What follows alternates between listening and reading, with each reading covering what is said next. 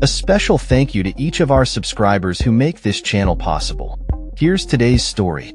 In a gripping tale of resilience and survival, Jhoan Bastidas, a 25-year-old Venezuelan, recounts his traumatic experience after being deported from the United States. Detained for 16 days at the infamous U.S. naval base in Guantanamo Bay, Cuba, Bastidas faced a harsh reality that left him both physically and emotionally scarred. "I was locked up all day in a little room.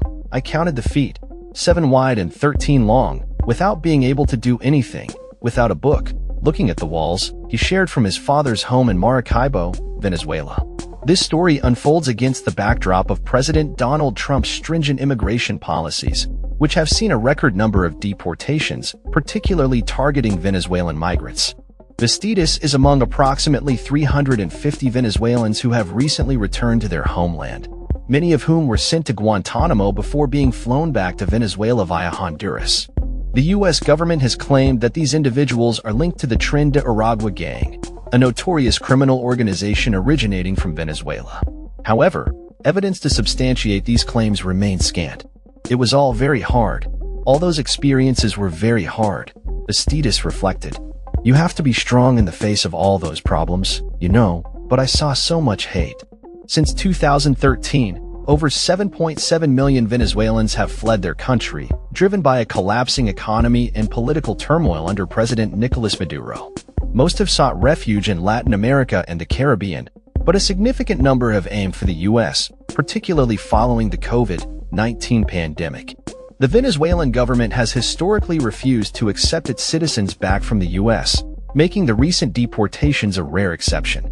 The situation escalated over the weekend when the U.S. government transferred hundreds of immigrants to a maximum security prison in El Salvador, using an 18th-century wartime law to expedite deportations of those alleged to be affiliated with the Tren de Aragua gang.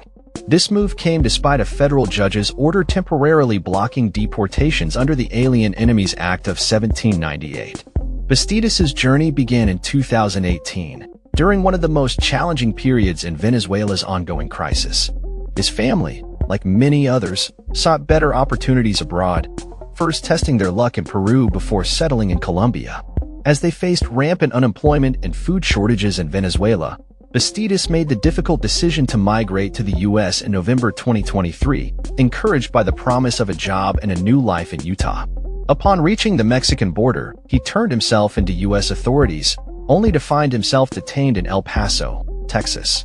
His ordeal escalated when he was unexpectedly transported to Guantanamo, where he experienced extreme isolation and deprivation. "I could never tell the time of day because its only window was a small glass panel at the top of the door looking into the building," he explained. "We used to say that the one who was going to get us out was God because we didn't see any other solutions." After his return to Venezuela on February 20th, Bastidas found himself in a country that had changed drastically during his absence.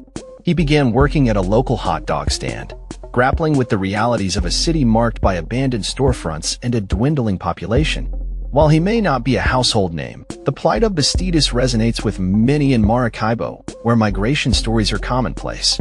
Social media buzzed with discussions about the deportees' conditions and the accusations of gang affiliations. Despite the chaos surrounding him, Bastidas is determined to move forward. "I see it as a kind of test that the Lord put me through," he said. "He has another purpose for me.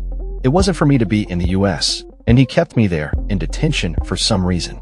As the situation for Venezuelan migrants continues to evolve, Bastidas' story serves as a poignant reminder of the human cost of immigration policies and the resilience of those who seek a better life amidst adversity. That's all for this story. We upload videos every day covering many different subjects, so hit that subscribe button to stay informed. Thanks for watching.